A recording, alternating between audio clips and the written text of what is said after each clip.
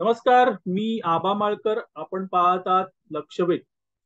मंडळी, आपल्याकडे जसा पप्पू आहे ना, तसाच पप्पू कॅनडामध्ये देखील आहे. कॅनडामधल्या पप्पूला तिकडच्या लोकांनी सत्ता दिलेली आहे आणि त्यामुळे तो कॅनडाचा पंतप्रधान आहे, प्रमुख आहे. मात्र पप्पूगिरी तीच आहे जी आपण भारतात नेहमी बघतो, अनुभवतो. या पप्पूगिरीमुळे या जस्टिन ट्रुडो नावाच्या कॅनेडियन पप्पूने कॅनडा या देशाला मात्र चांगलंच अडचणीत आणलेलं आहे. कारण जस्टिस ट्रुडोने कोणाशी पंगा घेतला, तर मोदींच्या नेतृत्वाखाली संपूर्ण जगात आपली छाप सोडणाऱ्या भारताशी पंगा घेतलेला आहे.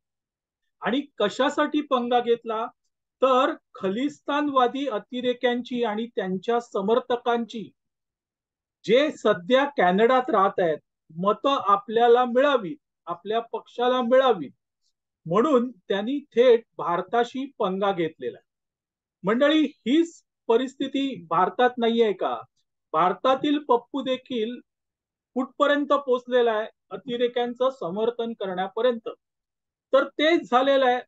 जस्टिन ट्रुडो ही तसाच वागतोय आणि त्याला तिथे असणाऱ्या, कॅनडात असणाऱ्या काही शीख धर्मीयांची, सगळे शीख धर्मीय तसे नाही आहेत मित्रांनो, पण बहुसंख्य शीख धर्मीय तिथे खलिस्तानी समर्थक आहेत आणि त्यांची मतं आपल्याला मिळावीत, म्हणून हा जस्टिन ट्रुडो सध्या प्रयत्न करतोय. घटना काय आहे, घटनेसकट सगळं तुम्हाला सांगतो. जून महिन्यात कॅनडातील एका पार्किंग मध्ये दोन अज्ञात हल्लेखोरांनी हरदीप सिंग निज्जर याची गोळ्या झाडून हत्या केली. आता हा हरदीप सिंग निज्जर कोण, तर तो खलिस्तानी दहशतवादी आहे. त्याने भारत विरोधी कारवाया केलेल्या आहेत, अनेकांचे बळी घेतलेत भारतामध्ये. तो बाहेर पळून गेला आणि पाकिस्तान मार्गे तो कॅनडाला गेला. आता तो भारताने दहशतवादी डिक्लेअर केलेला आहे, पण कॅनडाने मात्र त्याला आसरा दिला आणि त्या दहशतवाद्याची दोन अज्ञात लोकांनी गोळ्या झाडून हत्या केली. इथे भारताचा संबंध काही नाही, कारण ते जे अज्ञात हल्लेखोर आहेत त्यांना पकडण्यात कॅनडाच्या पोलिसांना अपयश आलेलं आहे. पण तिकडच्या खलिस्तानवादी दहशतवाद्यांनी असं जाहीर केलं की हे भारताचं कृत्य आहे. आणि मग कॅनेडियन पप्पू म्हणजे जस्टिस ट्रुडो हा हे एकदम जागे झाले आणि त्यांनी कॅनडाच्या संसदेमध्ये एक स्टेटमेंट केलं. हे स्टेटमेंट अतिशय आक्षेपार्ह स्टेटमेंट आहे मित्रांनो. जस्टिन ट्रुडो काय म्हणाले, सदर प्रकरणात भारताचा सहभाग शोधण्यासाठी कॅनडातील तपास यंत्रणा सखोल चौकशी करत आहेत. मंडळी, या प्रकरणात भारताचा कुठेही दुरान्वये संबंध नव्हता, तरीही जस्टिन ट्रुडो याने भारताचं नाव घेतलं. आता हे खरंच आक्षेपार्ह आहे, कारण ज्या वेळेस जस्टिन ट्रुडोने असं भारताचं नाव घेतलं, त्यावेळेस जगातले सगळे देश त्यांनी जस्टिन ट्रुडोला सुनावलं की तुम्ही उगाच तणाव निर्माण करताय. पण त्याने ते नाव घेतलं आणि मग मित्रांनो, एवढ्या करून जस्टिन ट्रुडो थांबले नाही. त्यांनी भारतीय उच्चायुक्तामधील उच्च अधिकाऱ्याला हाकलून दिलं. आता त्याला, जस्टिन ट्रुडोला जशाच तसं उत्तर भारताने दिलं. भारतानेही कॅनडा दूतावास जो आहे त्याच्यातील उच्च पदस्थ अधिकाऱ्याची हकालपट्टी केली. आता हे सगळं झालं असताना, तणाव वाढलं असताना, जस्टिन ट्रुडोला अक्कल आली मित्रांनो, आणि तो म्हणतो काय की माझा दोन देशांमध्ये तणाव निर्माण करण्याचा हेतू नव्हता. पण नाही मित्रांनो, जरी जस्टिन ट्रुडो म्हणजे जो कॅनेडियन पप्पू आहे, तो आता असं म्हणत असेल की माझा दोन देशांमध्ये तणाव निर्माण करायचा हेतू नाही, तरीही त्याने तणाव निर्माण केला.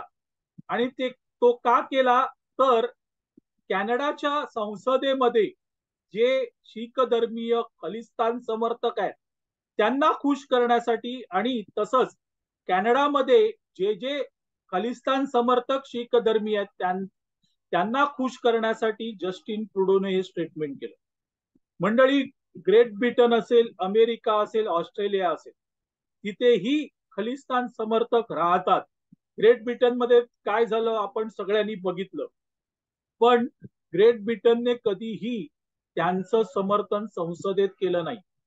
जस्टिन ट्रुडो एक पाऊल पुढे गेला आणि त्याने कॅनडाच्या संसदेमध्ये खलिस्तानवाद्यांचं समर्थन करताना भारताला दोष दिला. मंडळी, अशाच हत्या पाकिस्तानमध्ये पण झाल्या, पण पाकिस्तानने भारताचं नाव घेतलं नाही, कारण त्याचे बायफर्गेशन काय होतील हे त्यांना कल्पना आहे. जस्टिन ट्रुडो मात्र पप्पूच आहे आणि त्यामुळे हे जर असं केलं तर काय होईल हे त्यांना चांगलं माहीत नव्हतं. आता मात्र कळेल. मंडळी, भारताची ताकद ही मोठी बाजारपेठ ही भारताची ताकद आणि कॅनडा सारख्या देशांच्या नाड्या तिकडच्या बहुराष्ट्रीय कंपन्यांमध्ये असतात आणि त्या कंपन्या तिकडच्या सरकारला कंट्रोल करतात. उद्या कॅनडाच्या त्या कंपन्यांच्या नाड्या भारताने आवडल्या तर जस्टिन ट्रुडो नाक घासत पुढे येईल. जस्टिन ट्रुडो आणि कॅनडाने नेहमीच खलिस्तानवाद्यांना आसरा दिलेला आहे. आता NIA ने 43 खलिस्तानवादी दहशतवाद्यांची लिस्ट जाहीर केली आणि असं म्हटलं जातं की हे सगळे कॅनडामध्ये लपलेले आहेत. त्यांची लिस्ट जाहीर केली आहे, त्यांची प्रॉपर्टी कॅनडामध्ये आहे. आता कॅनडाला त्याचं उत्तर द्यावं लागणार आहे. हे प्रकरण इथे थांबणार नाहीये. हे प्रकरण आता खूप वाढत जाणार आहे आणि कॅनडाला त्याचा धडा मिळणार आहे. मंडळी, आता हा भारत पूर्वीचा शेपूट घालणारा भारत राहिलेला नाही. हा सिंहासारखी आपली शेपूट वर करून चालतोय, कारण हा भारत मोदींच्या नेतृत्वाखालील भारत आहे. आणि त्यामुळे मित्रांनो, जस्टिस ट्रुडोला हे माहिती नाहीये की आता मोदींच्या भारतापुढे त्याला कसं नाक घासावं लागतं. आता भारत हा शेपूट घालणारा भारत नाहीये. मंडळी, भारताने सगळ्या जगावर आपली छाप सोडलेली आहे. भारताचे हितशत्रू कमी नाही आहेत, पण ते देखील भारताला वचकून आहेत. उद्या अन्नधान्याची गरज पडली मित्रांनो तर जग संपूर्ण भारताकडे आशेने बघते आहे आणि G20 समिट मध्ये हे आपण सगळ्यांनी बघितलेलं आहे. पण कॅनेडियन पप्पू जस्टिस ट्रुडो यांना मात्र ते दिसलेलं नाही किंवा दिसूनही त्यांनी फक्त मतांसाठी डोळेझाक केलेली आहे. त्याची किंमत कॅनडाला भरावी लागणार आहे. कॅनडाकडून मोदी नक्कीच वसूल करणार, कारण भारत बदल गया है, ये मोदी का भारत है. मंडळी, तुर्तास इथे थांबतो. आपल्याला हा व्हिडिओ आवडला तर लाईक करा, शेअर करा आणि लक्षवेधला जास्तीत जास्त सबस्क्राईब करा. धन्यवाद.